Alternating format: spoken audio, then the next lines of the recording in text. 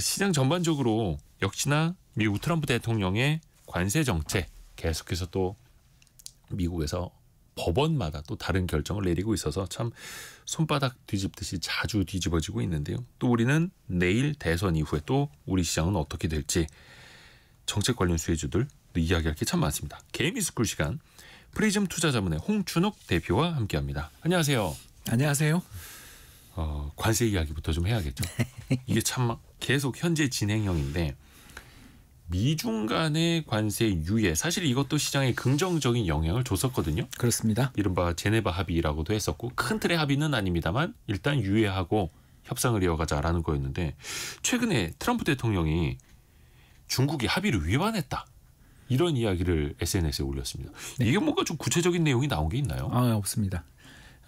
정말 여러 가지 펜타닐 관세 20% 그리고 상호 관세 10%를 추가해서 기존에 있었던 관세 23%에 합쳐서 대중 관세 53%를 부과한다라는 게 지난번 2주 전 합의 내용이었는데 네. 그 뒤에 이제 구체적인 내용들 예를 들어서 상호 시장을 개방한다든가 그리고 이면적으로 합의되어 있는 내용들 중에서 우리가 짐작하는 건 마라라고 협정 다시 말씀드려서 제2차 플라자 합의라고 불리는 중국 위엔나의 어떤 강세 조정을 통해서 미국 달러의 가치를 갖다가 떨어뜨리는 정책 그리고 또 미국의 채권 영구채 이야기도 나옵니다만 일단 미국의 국채를 중국이 다시 사주는 문제들 이런 것들이 아마 네. 협상 테이블에 쭉 올라가 있는 것으로 보입니다만 아직 구체적인 내용들은 나온 건 없고요. 또 그게 나온다는 것도 문제죠.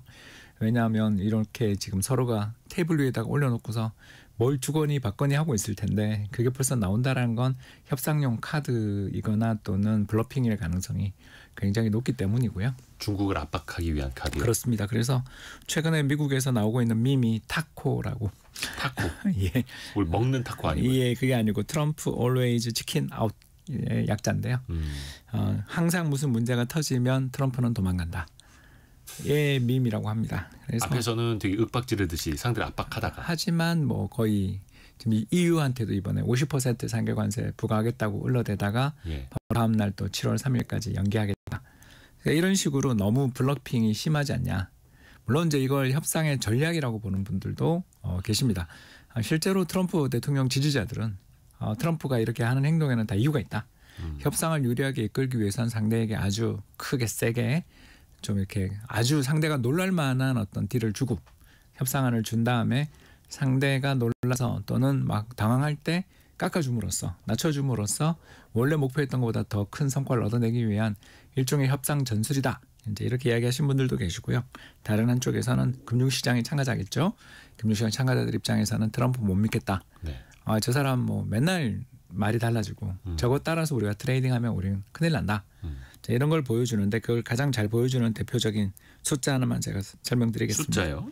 예, 지난 주말 발표됐던 미국의 1분기 GDP 개정치가 나왔습니다. 네네네. 예, 그런데 거기서 미국 경제는 여전히 마이너스 0.2% 성장이 나왔는데 그 세부 내용을 보니까 너무 놀라워서 오늘 들고 왔습니다. 바로 무역 적자가 GDP의 마이너스 4.9%. 그러니까 지금 대통령 한 명 뽑아놓고 나라에 어떤 일이 생겼냐? 4월 달부터 우리 4월 2일 날 큰 그 종이판 하나 들고 와서 네. 한국 25% 적어놨던 거 기억나실 겁니다. 그렇죠. 여러 나라들 다 관세 매겼던 거. 예, 그 관세 전에 이제 사람들이 트럼프는 한다 이렇게 생각을 한 거죠. 그러면서 이제 어떤 일을 했냐면 사재기를 했습니다. 관세 시행되기 전에 막 빠르게 수입하려고. 그렇습니다. 그리고 이제 딴 나라 입장에서도 중국이나 우리나라 같은 경우도 역시 또 상호 맞보복이 예상되는 나라는 이제 미국에서 또 물건도 수입하고. 자, 이런 식으로 수입하고 수출하는 과정에서 발생한 성장률의 하락분이 마이너스 4.9%. 너무 많이 사서. 예, 너무 많이 사서 커졌다. 그러면 이제 왜 질문이 나오죠? 그러면 왜 마이너스 0.2%밖에 성장률이 안 떨어졌나요? 했더니 기업 재고가 3% 늘었습니다. 재고 효과로. 예, 그러니까 이제 경제라는 게 결국은 우리 이제 GDP 계정이라는 건 이게 회계니까. 네. 딴 나라로부터 우리가 물건을 너무 많이 사와서 적자가 커지면 GDP의 마이너스. 근데 그걸 가지고 창고에다 옮겨놓으면 플러스 이렇게 계정이 되는데. 참 숫자라는 게. 그래서 대통령 한 명 이렇게 뽑아서 이 사람 정책을 펼친다고 하는 순간 작년 한 해 동안 미국 경제가 2.8% 성장했었는데 이걸 한 방에 3%를 일단 날렸고 그 날린 이유를 살펴봤더니 사재기였다. 물론 이게 아주 일시적인 왜곡일 수는 있겠습니다만. 그러니까 그만큼 사람들은 트럼프 대통령이 예. 할 거다. 이 사람은 정말 할 거야 하고서 기대를 하고 예상을 하고 했는데 이제 4월달 이제 무역 수지 통계가 5월 5일날 죄송합니다. 6월 5일날 발표가 되는데 네. 이제 며칠 안 남았죠. 이번 주에 발표가 되는데 아마 어마어마한 또 흑자가 날 겁니다. 아하. 그러니까 규칙적으로 수출하는 것을 이제 앞에서 3월까지 막 땡겨서 했기 때문에. 그렇죠. 수입을 너무 심하게 과하게 그리고 창고가 터져나가게 수입했기 때문에. 근데 4월 수입은 그럼 줄어들 수밖에 없고. 그러면서 흑자가 나지 않겠냐. 그리고 트럼프 대통령은 봐라 난 승리했다라고 외칠 가능성이 굉장히 높다. 물론 이게 거의 한 2개월치 가지고 큰 마이너스 큰 플러스입니다만. 예, 근데 이제 이건 트럼프 대통령 입장에선 자기의 승리 선언을 할 수 있겠지만 저 같은 경제 분석가들 입장에서 볼 때는 잘 나가던 경제를 일부러 망가뜨리는 듯한 행동에 불과하고 그러고 난 다음에 또 섣부른 승리를 선언할 가능성이 굉장히 높아 보이는 통계가 나올 것이다. 그러니까 뭐 미국민들을 상대로 정치적인 메시지를 던지기에는 참 좋은 거죠. 봐라 내가 이렇게 위대한 대통령 아니냐. 그리고 그런데도 난 또 1월 말에 대통령 취임했으니까 예. 2분기 성장률이 내 건데 2분기 성장률은 제가 봤을 때 또 한 플러스 한 3, 4% 나오거든요. 아하. 왜냐하면 아까 방금 말씀드린 어마어마한 무역 적자로 인해 발생했던 GDP 성장률 마이너스 4.9%가 2분기에는 사라질 거 아닙니까? 또 전기 대비 전기 대비 성장률이 엄청 잘 나올 겁니다. 기저효과도 생기고. 그러면서 승리 선언을 하겠죠. 거봐라 내가 이렇게 잘하잖아. 7월 말에 아마 하실 겁니다. 자, 이게 요 일종의 예언. 예, 네. 이게 훤히 보이거든요. 그러니까 이런 걸 보면서 이 사람이 협상을 저렇게 하는 거는 믿을 수가 없다. 일단 그리고 두 번째 경제를 정말 심각하게 망가뜨리고 금융시장이 흔들리고 하면 늘 되감기 버튼을 눌러주더라. 되감기 버튼이요? 이제 옛날 사람이 떠오르는 카세트 테이프에 되감기 버튼이 있지 않습니까? 네. 바로 직전곡 다시 들려주기. 그렇죠. 예, 이런 식의 행동을 할 가능성이 굉장히 높다라는 걸 우리는 어느 정도 이제 예측이 가능해진 거죠. 그 되감기 버튼이라면 대표적인 게 관세에서 뭔가 양보하는 듯. 양보하는 듯한 뭐 얼마 전에 우리 그 4월 14일이었나 13일이었나 아무튼 미 증시가 고점 대비해서 나스닥이 특히 마이너스 23% 폭락한 그때쯤 돼서 상호관세 90일 유예를 선언했던 그때 같은 되감기 버튼이 또 나오지 않겠는가. 자신의 유불리에 따라서 정치적 유불리에 따라서.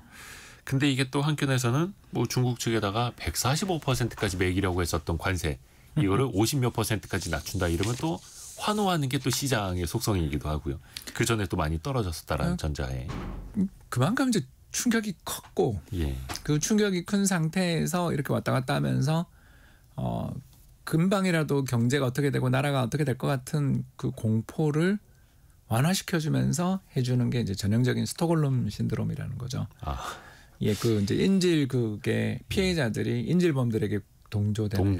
예, 왜냐하면 이제 처음에 아주 나쁘게 해주다. 이게 마키아벨리의 군주론에서 나오는 이야기입니다. 군주는 아주 못된 행동을 처음에 하고 그 다음에 조금만 풀어줘도 국민들은 그를 좋아하고 그가 친절하다고 느낄 것이다.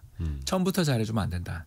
자, 이 전략인 거죠. 근데 물론 이제 그 전략에 대해서 그의 지지자들은 와 성군 났다 이렇게 이야기하겠죠. 그러나 이제 저 같은 사람들 국외의 관측자들 입장에서 볼 때 참 레벨이 낮네. 왜냐하면 경제를 저렇게 정말 잘 나가고 있는 경제를 저렇게 망가뜨려 가면서 자신의 저런 행동을 한다라는 게 결국은 그게 파퓰리즘인 거죠. 근데 이게 참 포퓰리즘이기는 합니다만 상호관세 유예가 끝나는 게 7월 8일 이제 한 달 한 30일 6일 정도밖에 안 남았습니다. 그러면은 그 이후에는 도대체 어떻게 될 것인가? 그때 또 되감기 버튼을 누르기에는 물론 이제 스카페센트 재무장관도 그때 또 유예될 가능성이 현재로서 많지 않다 이야기를 하긴 했습니다만 저는 유예가 거의 확실하다. 유예의 유예. 예, 한 번 더 유예. 왜 이러냐 하면요. 그러니까 우리가 FTA 한번 기억해 보십시오.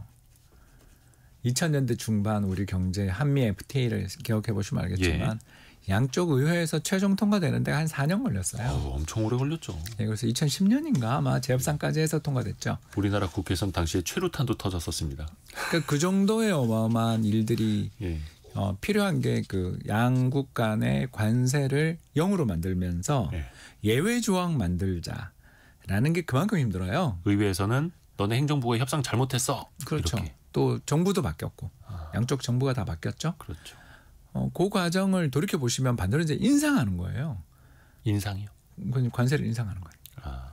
그러면 이제 반대로 그동안 이익 보는 사람들이 가만히 있을까요? 그래서 왜 이번에 문제가 되냐면 국회 가서 통과시켜라라는 게 미국 무역법원, 지방법원의 판결이었고 아하. 항소심에서 그걸 오케이 아니 잠깐 근데 이걸 여기서 스톱해버리면 경제에 너무 충격이 크니까 잠깐 계속 그 정책은 유지하되 빨리 대법원 가자. 한 개 항소법원 판결이잖아요. 그러니까 미국의 무역법원이라는 곳에서는 트럼프의 월권이다. 의회가 결정해야 하는데 대통령이 월권했다라고 하는데 연방 항소법원에서는 아니다. 예정대로 가야 한다. 아니 그러니까 유예하자. 예. 이 당신 판결이 옳은 것 같은데 이걸 여기서 바로 중단해버리면 지금 행정부의 모든 정책이 다 수포로 돌아가니까 그건 엄청나게 큰 혼란을 가져온다.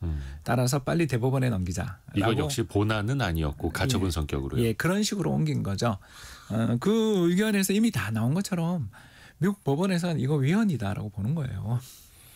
그러나 어떡하겠어요. 근데 우리도 예전에 이런 비슷한 일이 있었잖아요. 이게 위헌 같은데 여기서 스탑을 해버리면 경제에 너무나 큰 충격을 주기 때문에 어쩔 수 없이 대체법원 만들 때까지 합헌이라든가 부분 합헌이라든가 이런 판결들 내린 일들이 대표적인 사례 하나 이야기하자면 서울의 공원 용지라고 지정해놓고 30년 동안 재산권 행사 금지시켰던 것들 이런 거 유예해줬던 거 기억나시죠? 그러니까 이런 식의 판결들을 스탑 이건 잘못됐어 해버리는 순간 서울시가 그 재산상에 어마어마한 배상을 해야 되는 문제들이 생길 수도 있어서 지금 서울 시내에 그런 데 되게 많거든. 공덕동 로타리에도 하나 있습니다. 근데 네. 그런 식의 우리나라에서 제일 좋은 요지 땅들을 다 공원 용지로 해서 재산권 행사 금지시켰던 것들을 이거 위헌 같아요라고는 하지만 그걸 즉각 실행을 못하는 게 그 어마어마한 돈, 그 어마어마한 시간에 되감기를 할 수 있는 여건들이 아니니까 할 수 없이 시간 유예를 주고 그때까지 대책 마련해 이렇게 나오는 거잖아요.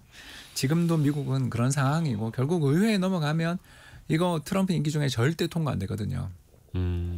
왜냐하면 그 상원에서 60석이 돼야만 반대편 정당의 그 강력한 저항, 그러니까 네. 그쪽에서 예를 들어서 이제 무기한에 걸친 발언한다든가 이런 식으로 해서 일종의 이제 사보타주를 하는 것을 완전히 막아내고 그걸 통과를 시키는데 필요한 의석수가 60석인데 네. 공화당 53석이잖아요. 그러니까 간발의 승리를 거둔 상태에 불과하기 때문에 상원에서 아무 일도 못하고 고착될 가능성이 높으니까 상원에서 100석 중에 53석 과반을 차지하고 있지만 그러니까 시간이 걸린다는 거죠. 그리고 민주당 입장에서는 미국 민주당 입장에서는 내년 11월 선거까지만 아무것도 못하게 만들면 승리잖아요. 근데 또 트럼프 입장에서 이제 행정부의 행정 명령으로 인해서 또 상호 관세를 또 이렇게 매길 수는 있는 거잖아요. 그러면 다른 법안을 쓰라는 거죠. 그럼 수입업자 입장에서 어떻게 되는 겁니까? 이 세금을 이제 내기는 내야 되는 거예요. 이게 이제 관세사들한테 예. 르포를 취재한 기자분들이 있더라고요. 그래서 이제 해외 신에서 봤는데 다 낸대요. 일단 내고 환급 받자로 간다. 안 내면 나중에 혹시나 잘못됐을 때 가산세 물 수 있어요. 그러니까요.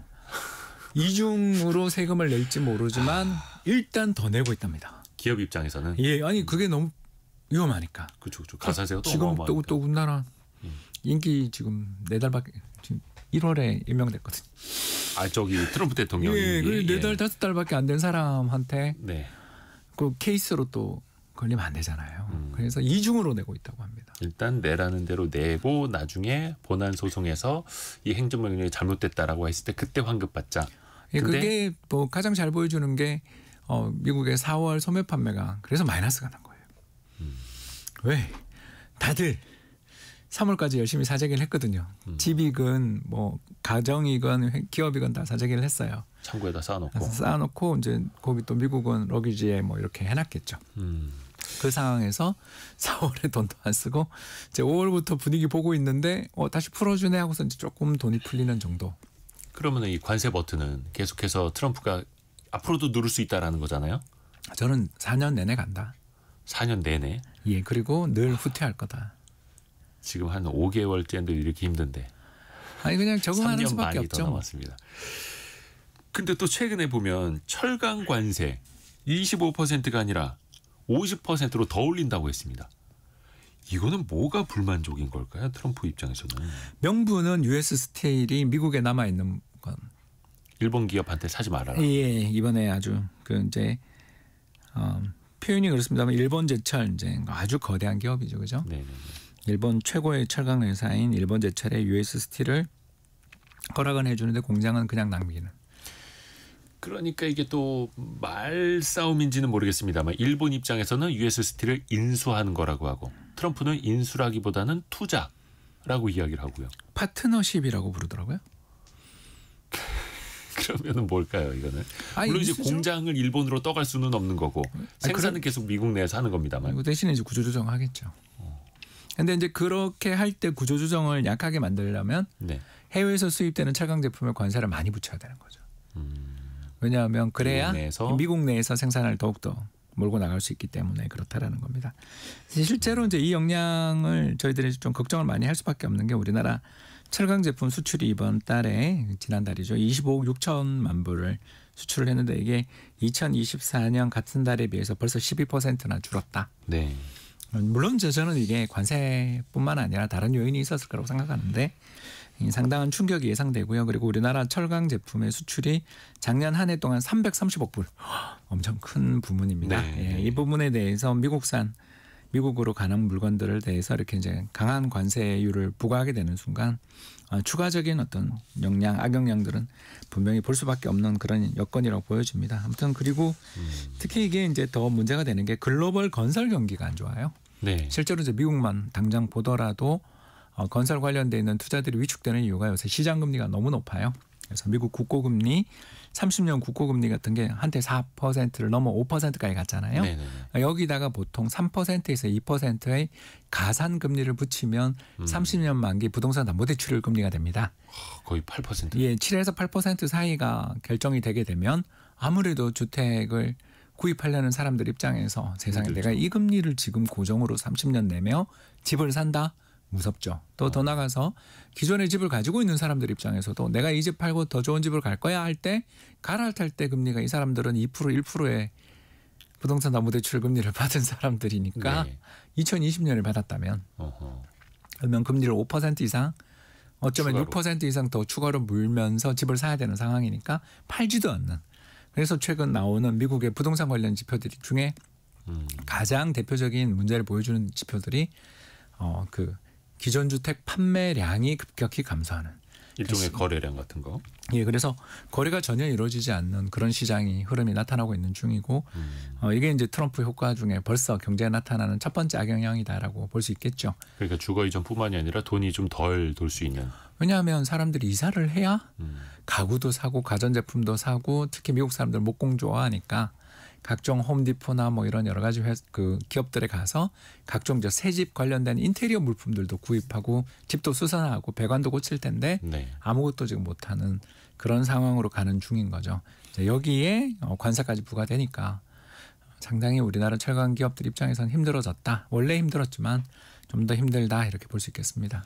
부디 알래스카 파이프라인 네. 그쪽이 지금 거의 유일한 희망이라고 볼 수 있겠죠. 거기 이제 거대한 강관 동그런 관, 강관이라고 부르는데 우리 철강업체 입장에서 보면 예, 그게 지금 뭐 잘 되기를 기대를 많이 하고 있는 중이라고 볼 수 또 있겠습니다. 그걸 이제 미국 내에서 현지 생산할 수 있도록 또 준비하는 기업들도 있으니까. 또 그걸로는 너무 힘들고요. 예. 왜 그러냐면 이 US 스틸 공장이 시카고부터 시작해서 피츠버그 쪽에 있습니다. 네. 근데 그걸 도로나 뭐 이런 걸 타고 기차를 타고 알래스카로 하는 것보다 그냥 우리가 해빙기에 배에다가 아주 큰 강관을 싣고 바로 그 북극해로 직접 가는 게 훨씬 쌉니다. 아, 그래요? 여기에서요? 예, 왜 그러냐면 이거 아주 유명한 사례가 있는데요. LA에서 출발해서 뉴욕까지 가는 항구로 이동을 시키는 네. 컨테이너선의 비용과 네. 그리고 대륙간 횡단 철도를 타고서 이동하는 비용의 차이를 계산한 보고서를 제가 2018년쯤에 19년쯤에 본 적이 있었는데 네. 3분의 1 가격입니다. 배로 옮기는 게 더 싸요? 예. 그럴 수밖에 없죠. 왜냐하면 배는 대량. 한번 실을 때 내릴 때만 힘이 들고 그걸 가지고 이제 배에 올려놓으면 그냥 가는 거잖아요. 그런데 네네. 비해서 기차는 이렇게 큰 물건을 싣기 위해서는 조각도 내야 될 거고요. 더 나가서 가는 길에 기차가 수십일에 걸쳐서 가는 동안에 소모하게 되는 각종 에너지 비용이 말도 못하게 소비가 된다라는 거죠.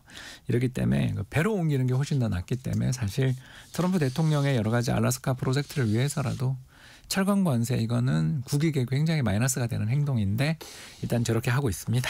그럼 기업 입장에서는 이걸 우리 땅에서 만들어서 배로 실어 보내느냐, 미국에서 만들어서 육류로 보내느냐, 육로로 보내느냐, 이거는 또 그 관세가 또 얼마나 그 비용에서 차지하느냐. 그러니까 계산 포인트가 되고요. 철강 공장을 지으려면 그러니까 미국 서해안에 지어야 되는데 이게 아시는 것처럼 그 관련돼 있는 근로자를 뽑는 것부터 각종 그 철광석의 수송 항로 그리고 각 그 관련돼 있는 여러 가지 연관 기업들을 다 옮겨야 되는 문제라 만에 하나 우리가 철강 공장을 미국에 짓는다라면 최적 후보지는 미국의 동북부 지역이지 서남부 지역이 되기는 어렵지 않을까라는 생각을 하는 거죠.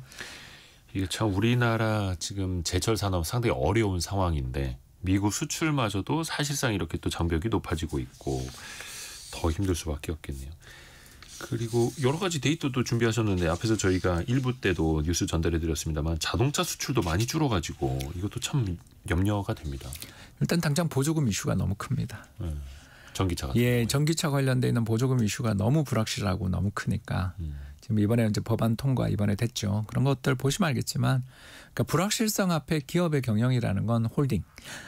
일단 미리 좀 보내놓고 그 다음은 눈만 이렇게 엎드려가지고 쫙 엎드려서 그 수밖에 없으니 4월, 5월 우리나라 자동차 수출이 둔화되는 건 뭐 어쩔 수가 없는 부분이었습니다. 그래서 자동차 수출이 지난 우리가 3월 달 같은 경우에 우리 정말 우리나라 기업들 수출 잘하고 있는데 한 60억 불 정도 이상 수출을 하고 있었는데 4월에는 한 65억 불까지 갔다가 이제 지금 좀 준화되고 있는 중이고 특히 전기차가 4월 달에 11억 불 이상 수출을 했었는데 네. 지난 5월에는 9억 불대로 줄었습니다. 그러니까 이게 다 그 정책에 연관을 너무나 많이 맺고 있어서 특히 그 바이든 시절 IRA 법안 인플레 감축법으로 전기차 수혜가 많았었기 때문에 이게 이제 지금 많이 이제 생각보다는 덜 타격이다라고 위안은 하지만 아무튼 충격은 피할 수 없다 보니 이렇게 됐습니다. 우리 기업들이 또 많이 받을 수밖에 없는 되감기 버튼의 영향이 될 수도 있을 테고. 그런데 이렇게 또 관세가 계속 높아지면 우리가 많이 염려했던 것 중에 하나가 미국의 물가가 많이 오르지 않을까라는 거였거든요. 근데 이게 아직까지는 미국의 물가 급등으로 이어지지는 않고 있더라고요. 예, 그 재밌는 통계가 이제 이번에 나왔는데 미국의 이제 4월 개인 소비 지출 디플레이터 이게 물건이 말이 어렵는데 이제 우리가 이제 가계 동향 조사라고 분기에 한 번씩 하잖아요. 그래서 이제 우리나라에 있는 여러 가구들을 대상으로 해서 상품권 주면서 가계부 적어주세요라는 그런 통계가 가계 소비 지출 통계입니다. 요걸 갖고 한국 정부가 소비자 물가를 측정하는 아주 중요한 기초 통계죠. 거기에 해당되는 게 미국은 개인 소비 지출 통계다 이렇게 생각하시면 되겠고요. 월간으로 나오는. 예, 월간으로 나오고 매월 말에 한 달 늦게 나옵니다. 그래서 먼저 나오는 소비자 물가가 주목을 받고 그다음 이게 주목을 받는데 이게 왜 더 중요하냐면 요거를 미국 중앙은행 연준이 제일 중시하는 물가 지표라서 실질적으로는 소비자 물가 지수 CPI라고 하는 것보다 개인 소비 지출 PCE를 연준은 조금 더 중요하게 훨씬 더 중요하게 본다. 이렇게 보시면 되겠는데 이번에 전월 대비해서 0.1% 와 너무 잘 나왔죠. 그 전년 동기 대비해서도 보면 물가가 2.1%에 그쳐서 이제 드디어 미국 중앙은행이 목표라는 2% 물가에 다 도달했으니 미국 중앙은행님이 좋아하시겠구나 우리가 이렇게 생각하기 쉽잖아요. 근데 이제 그 내부 세부 내용을 봤더니 정말 흥미로운 통계가 하나 딱 나왔는데 바로 뭐냐면 비내구재 물가는 0.1% 하락. 이게 왜 그러냐면 요새 국제 유가가 폭락하고 있어서 휘발유 정제 가격이나 이런 것들이 굉장히 떨어지고 있죠. 당장 서울 시내 돌아다니다 보면 이제 1,500원대 휘발유 판매를 하는 데를 볼 수가 있어서 기름값이 좀 낮아지긴 예, 했죠. 낮아졌죠. 지방에만 1,500원대를 보다가 저는 출장을 하도 많이 다니니까 광주, 부산에서 1,500원대 찍은 걸 보면서 와 싸다 그랬는데 서울도 이제 나온다. 그만큼 국제 유가가 떨어지니까 요 비내구재 물가는 떨어졌어요. 그런데 너무 흥미로운 게 거의 안 오르는 물가가 바로 내구재. 그러니까 한 번 사면 6개월 이상 물건을 유지할 수 있는 물가를 우리는 내구재 물가라고 부르는데 이 내구재 물가가 전월 대비 0.5%. 그러니까 이제 국제 유가 떨어진 덕분에 물가는 안정됐는데 자동차, 세탁기, 텔레비전, 스마트폰 등등등 이제 우리가 주로 한국 사람들 입장에서 미국에 우리나라가 주력으로 수출하는 메이드 인 코리아 제품들인 거죠. 이쪽 물가가 그 오랫동안에 걸친 물가 하락을 접고 그러니까 전년 동기 대비로는 마이너스였거든요. 0.3이었는데 예전에요? 예, 그러니까 1년 전 대비해서 마이너스 0.3이었는데 지난달 대비 플러스 0.5까지 올라왔고 최근에 근데 물가 오름세가 한 달의 변동은 큰데 제가 1월부터 말씀드리면 플러스 0.3, 0.4, 마이너스 0.1, 플러스 0.5. 갑자기 커졌다는 거죠. 예, 이게 이제 전형적인 사재기 징후. 왜냐면 이거 한번 사면 오래 가니까. 내구재라는 게 이제 오랫동안 쓸 수 있는 것들 가장 최소 그중에 6개월. 비싼 건 뭐 자동차도 내구재로 예, 볼 수도 최소 있겠고. 6개월을 이상을 한번 사면 그래도 관리하는 것을 저희들은 이제 내구재라고 부르는데 듀러블 굿이라고 해서 이제 예. 말 그대로 튼튼하다. 뭐 가전 제품이 될 수도 있고. 근데 상대적으로 좀 내구재가 더 비싼 거죠. 필수 소비재. 물가가 막 오르고 있는 중입니다. 그래서 이게 또 물가를 올리는 하나의 밑바탕. 왜냐하면 미국 사람들 뭐 그 식료품 가격은 세계에서 미국이 제일 싸니까 예, 거기야 이제 뭐 멕시코산 제품이나 캐나다산 제품이 바로 수입되어 오는 그 지역은 영향이 있겠지만 그 지역을 제외한 이제 다른 지역은 결국은 내부에서 생산되는 왜냐하면 식료품 비싸니까 네. 오래 멀리 이동을 못하니까 미국 내 생산이니까 그럭저럭 버틸 수 있는데 이제 내구재는 미국 내에서 생산되는 공장이나 그런 게 너무 많이 줄었으니까 인플레이션 압력이 이쪽 부분에서 높아지는 게 벌써 관측이 되고 있더라. 1월부터 관측이 시작됐습니다. 그래서 앞으로도 미국의 물가는 안심할 수 없는 상황이다. 이렇게 봅니다. 제가 연방준비제도 이사회 멤버라면 금리 인하는 말도 안 되고 인상도 고려를 언젠가는 해야 되는 상황이다라고 볼 수 있는데 이게 이제 6월 말에 분기에 한 번씩 발표되는 미 연준의 경제 전망 보고서가 나옵니다. 네. 근데 그 경제 전망 보고서에서 올해 미국의 이제 소비자 물가 이런 근원 물가의 상승률을 얼마를 예측했냐면 2.7을 불렀어요. 근데 아까 제가 2.1이라 그랬잖아요. 그러니까 엄청 미 연준의 3월 달 보고서는 굉장히 강력한 인플레가 온다라는 거에 대한 걱정을 많이 했는데 그거보다는 덜하니까 아직 4월 개인 소비 지출 물가는 많이 오르진 않았지만 그 이후에 더 뛰어오를 가능성이 있다. 크다고 보는 거죠. 그렇기 때문에 요 물가 전망치는 너무 과했으니까 수정은 할 것 같은데 네. 크게 수정하지 않는다라면 올해 금리 인하는 없다라고 봐야 되는 거죠. 미국에서의 금리 인하 가능성은 여전히 높지 않다라고 보시는 거고요. 저희 현재까지 또 들어와 있는 뉴스 정리해서 전해드리고 홍춘욱 박사와 함께 이야기 계속 이어가겠습니다. 라디오 정보센터 다녀옵니다. 프리즘 투자자문 홍춘욱 대표와 함께 개미스쿨 시간 이어갑니다. 대표님, 보통 왜 증시 격언 중에 5월에는 주식 팔고 떠나라 이런 격언 지금 있었잖아요. 지난 5월에 그랬으면 큰일 날 뻔했습니다. 너무 많이 올라서. 많이 올랐죠. 나스닥이 거의 9%, S&P 500은 한 6% 정도 올랐어요. 맞습니다.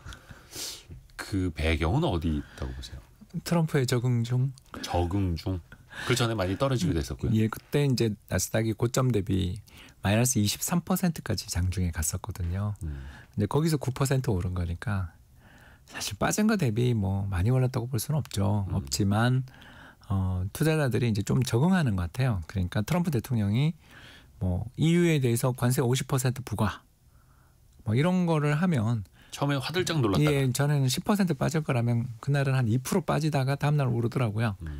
이런 것처럼 이 사람이 좀 신뢰할 수 없는 사람이구나. 신뢰할 수가 없다. 그리고 더 나가서 밑에 있는 스태프들하고 의논하지 않는구나. 그러니까 저희들이 이제 배드캅, 굿캅 이런 이야기를 하잖아요. 네.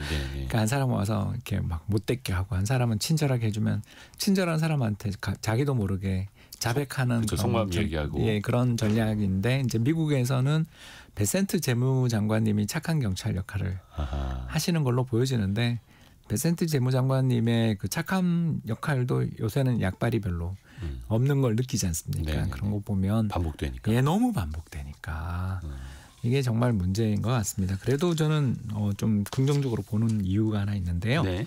바로 B2. 이게 이제 신용. 예, 신용이 엄청 줄었습니다.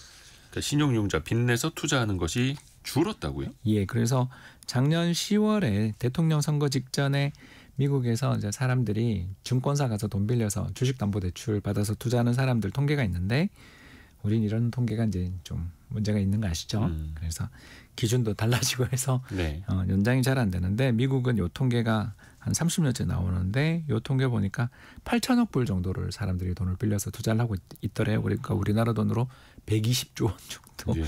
빚내서 투자하는 이게 B2가 이제 그 정도 1,200조군요. 죄송합니다. 1,200조. 예, 1,200조 정도를 이제 투자하고 있는데 이게 이제 갑자기 지난 1월 초에 얼마까지 갔냐면 9,400억 불. 어느 정도입니까? 우리나라 돈으로 1,400조 원? 그러니까 많이 줄었던. 예, 아니 제일 많이 늘 때 한 방에 그러니까 우리 돈으로 한 200조 정도가 늘었던 거죠. 그 대통령 취임 전후해서 작년 11월 막 트럼프 막 이야기 나오고 막 증시 올라갈 때. 예, 한 방에 그러니까 우리 돈으로 한 200조 가까이 되는 돈이 늘었다가 이게 이제 2월부터 갑자기 줄어들기 시작을 했거든요. 네. 그다음 이제 3, 4월에 다시 원상복귀를 했습니다. 8천조 원으로 다시 돌아갔습니다. 이 과정에서 이제 얼마나 많은 사람들이 파산했을지 뭐 짐작이 되는데요. 그러니까 많이 빚내서 투자하다가 증시 많이 흔들리니까 그때 4월에 다 나가고. 청산을 당하신 것 같습니다. 그러면 이거는 굉장히 투자자들 저가 매수를 노리는 투자자들 입장에선 굉장히 좋은 뉴스거든요. 네. 왜냐하면 빚져서 돈이 막 들어온다. 굉장히 안 좋은 뉴스고요. 빚이 털렸다. 그럼 남아있는 사람들이 어떤 사람이냐면 돈 많은 사람이다. 그리고 저가 매수를 누가 했다. 아마 그래서 제가 생각했을 때 6월에 그 사모펀드들, 헤지펀드들 포지션이 나오잖아요. 네. 그래서 워렌 버핏이 얼마 샀다 이게 다 이 통계인데요. 뭐 이제 분기별로 공개되는 것들. 네, 그 통계가 이제 7월 말 8월 초에 나오는데 아마 그때 다들 엄청 산 것 같습니다. 그러니까 그 B2 했던 분들이 이 1, 2월까지 너무나 크게 증가하다가 갑작스러운 시장 조정에 못 견디고 다들 청산. 왜냐하면 마진콜 당하면서 빠져나갔던 돈들을 장기 매수자들이 메운 것 같아요. 그러면 이건 시장이 굉장히 퀄리티라고 할까요? 이게 좋아집니다. 그래서 우량주들이 올라가는 시장 장세가 펼쳐질 여지가 생겼다고 볼 수 있죠. 이게 참 한켠에서는 누군가는 눈물 흘리는 상황에서 누군가는 정말 싸게. 제가 봤을 때 워렌 버핏이 산 거 아니냐. 7월에 또 불러주십시오. 그 앙드레 코스톨라니도 그런 얘기했던 걸로 기억을 하는데 누군가에게는 최악의 매도하는 상황이 누군가에겐 최고의 매수 상황이다. 아마 그랬던 것 같습니다. 이게 너무나 큰 통계의 드라마틱한 변화에 저도 이 통계 한 20년째 봤는데 이렇게 두 달 사이에 급전직하에서 우리 돈 200조가 늘고 200조가 털리는 건 정말 오래간만에 2008년 이후 지금 처음 보는 것 같거든요. 그렇죠. 예, 그만큼 대규모로 자금이 움직였습니다. 그 변동성이 또 그렇게 많이 커졌던 거고 또 트럼프의 말 한마디 때문에 전 세계 증시가 왔다 갔다 했고 이른바 미국의 대장주라고도 할 수 있는 물론 이제 시가총액으로는 2등 3등 왔다 갔다 합니다만 엔비디아 같은 경우에도 그러지 않습니까? 한동안 이미 실적이 다 주가에 반영돼 있다. 또 중국 제재를 하면서 기존의 H20을 비롯한 중국 특화 GPU도 못 팔게 된다. 이러면서 주가 막 빠졌다가 또 중동 지역에서 많이 사준다 하니까 막 올랐다가 변동성이 굉장히 큽니다. 근데 저는 뭐 일단 엔비디아는 좋아하지 않고요. 왜 좋아하지 않냐? 제가 이걸 조금 팁을 하나 드리겠습니다. 네. 이거 굉장히 좋은 팁이라고 저는 생각하는데 네. 어떤 사람이 갑자기 위인, 히어로처럼 취급을 받게 될 때는 조심해야 된다. 그 히어로는 경영자가 그렇게 될 때가 있죠. 얼마 전에 다치 장관 부임하던 올해 초에 앨런 머스크가 그런 대우를 받았다면 작년 4월 아주 유명한 컨퍼런스에서 젠슨 황이 어떤 여성에게 사인 요청을 받았는데 네네네. 그 사인 요청 받은 부위가 아주 예민한 부위였던 거 기억나십니까?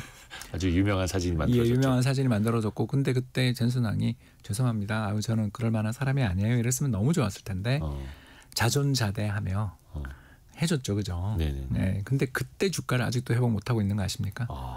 만 1년 2개월이 지나도록 그때 그 순간에 주가를 회복하지 못하고 있습니다. 왜 그럴까요?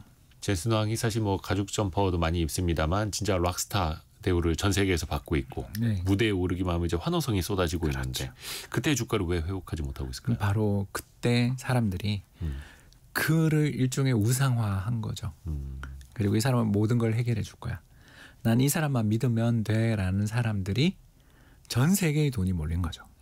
그럴 때 누군가는 팔았겠죠. 초기 투자자들은 이렇게까지 존경받고 이렇게까지 이 사람을 우상시한다고? 야, 이게 경쟁자들이 들어오겠는데? 그게 딥시크잖아요. 1년 만에 딥시크가 나왔지 않습니까? 그러니까 엔비디아의 GPU를 좀 저가칩, 그렇죠. 저가칩을 갖고도 얼마든지 좋은 성과를 낼 수 있다라면 고가칩 위주의 엔비디아 전략이 흔들릴 수 있어. 라며 폭락하던 게 우리 지난 4월의 상황이었고 지금은 이제 사우디에서 사준다. 또 중동에서 사준다 하면서 다시 올라오지만 제 말씀은 그때 같은 시장의 분위기가 한번 조성되고 나면 네. 그 뒤에는 항상 우리가 가혹한 일들이 벌어지는데 어떤 가혹한 일이 벌어지냐면 조금만 시장의 예상을 빗나가더라도 안티 세력들이 몰려오는 거죠. 그렇죠, 그렇죠.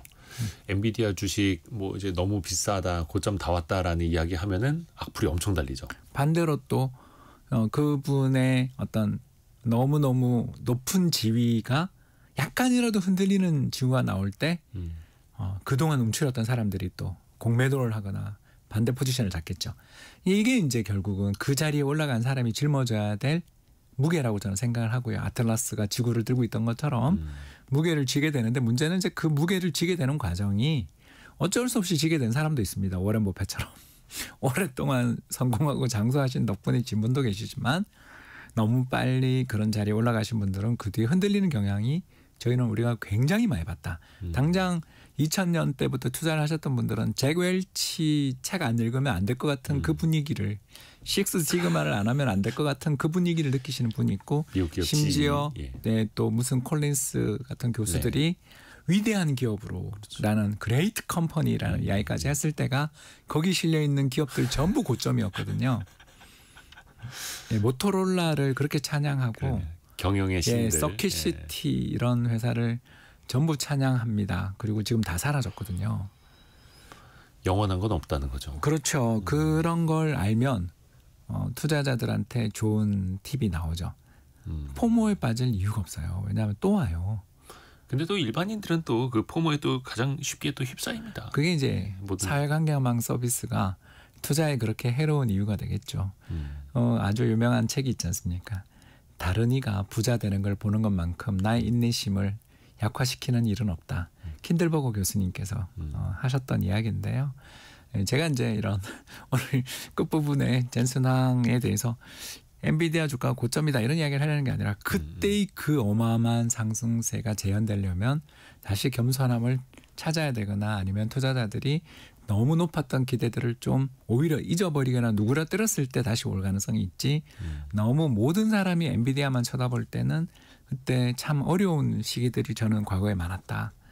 몇 년 지난 다음에 오늘의 발언을 제가 또 반성문을 써야 될 수도 있지만 부디 그런 기업이 됐으면 좋겠고요. 그러나 저는 이런 걸 너무나 많이 봤다. 이 말씀 드리고 싶습니다. 그 뉴턴 만유 인력의 법칙을 발견한 뉴턴 같은 경우에도 주식 투자로 손실 많이 보고 나서 했다는 말이 내가 천체 움직임을 계산할 수 있어도 인간의 마음은 내가 알 수가 없다 이런 얘기했다라고 하는데 그러니까 대중의 심리가 지금 어느 정도로 어디에 휩쓸리고 있는지 정도는 우리가 또 계속해서 느낄 수 있는 거고요. 한 2년 전에 2차 전지 관련주들이 또 우리나라에서 그러했듯이 그때도 굉장했죠. 국내 증시 이야기를 조금 더 한번 해볼게요. 최근에 외국인 투자자들이 국내 주식을 좀 순매수를 하고는 있는데 어떻게 좀 이것도 일시적인 걸로 봐야 할지 뭐 분위기가 바뀌었다고 볼 수 있을지. 저는 분위기 바뀌었다는 쪽이죠. 그래요. 왜냐하면 트럼프 대통령에 대한 신뢰가 약화되며 달러를 옛날처럼 사람들이 사랑하지는 않는 것 같다.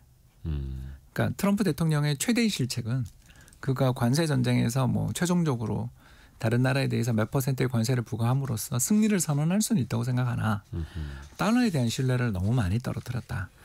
오로지 달러 자산만 갖고 있을 필요는 없다라는 생각을 하게 되는 거고 그 가장 큰 수혜가 지금은 이제 골드, 금이잖아요. 그런데 이제 점점 투자자들 마음속에 금은 안타깝게도 이자를 주지 않잖아요. 배당도 안 주고. 그렇다면 이자랑 배당의 관점에서 볼 때 현금 흐름이죠. 이거에 괜찮으면서 비달러 자산, 달러가 아닌 자산으로서 신뢰할 만한 그런 지역이나 시장이 있는가?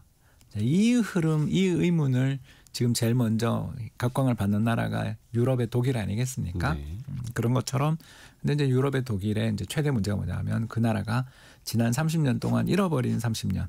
그러니까 쉽게 얘기해서 그 나라의 순자산 기업들이 가지고 있는 투자에 누적된 투자금이 늘지 않은 나라입니다. 그러니까 PBR을 이렇게 살펴보면 순자산이 주가랑 비율 이런 게 그냥 제자리에 계속 있어요. 예. 그러니까 그 말은 뭘 뜻하냐면 그냥 기업이 돈을 벌면 배당해버렸다. 투자는 안 한. 투자 안 하고 30년을 보낸 나라가 이제 막 재정 적자 준칙 이런 걸 바꿔서 개헌을 했죠. 네. 그래서 열심히 투자하겠다고 하는데 그 해에 모멘텀은 있겠지만 지속성이 있는가? 굉장히 어려운 이야기죠. 근데 그에 비해서 한국에 있는 한국을 비롯한 동아시아 국가들은 GDP에서 가장 높은 비율로 5%에 가깝게 R&D를 하고 있는 나라들이잖아요. 네. 세계 1위 이스라엘, 세계 2위 한국, 세계 3위가 미국이잖아요. 이렇게 세계에서도 가장 강력한 설비 투자와 연구 개발을 하고 있는 나라들이 주가가 그렇게 안 비싼 상태에서 달러가 약세다. 그러면 미국 달러만 갖고 있어야 되는 건 아니다. 여기에 세 번째 삼박자까지 마냥 맞는다면 네. 선거 이야기 안 할 수 없는 날이니까 선거에 당선되신 분이 정말 공약 사항을 지켜서 배당 소득에 대해서 분리과세를 한다. 그리고 더 나가서 자사주 매입을 했으면 소각을 해라. 네. 그리고 상법도 개정하자, 자본시장법도 개정하자라는 이런 여러 가지 공약 사항들 중에 단 하나만이라도 저는 다 지켜지리라는 생각은 안 하지만 단 하나만이라도 뭔가 좀 하는 티라도 난다면 재평가의 가능성은 충분히 있지 않냐. 그러면 정말 올해 내년에는 도저히 MSCI 선진국 지수 편입은 안 되지만 그래도 워치리스트라도 한 2년 사이에 올라갈 가능성이 있고 그러면 한 5년 안에는 정말 우리가 선진국 지수 편입될 수도 있는 거 아니냐. 이런 기대는 해볼 수 있는 시장 상황이라고 보여집니다.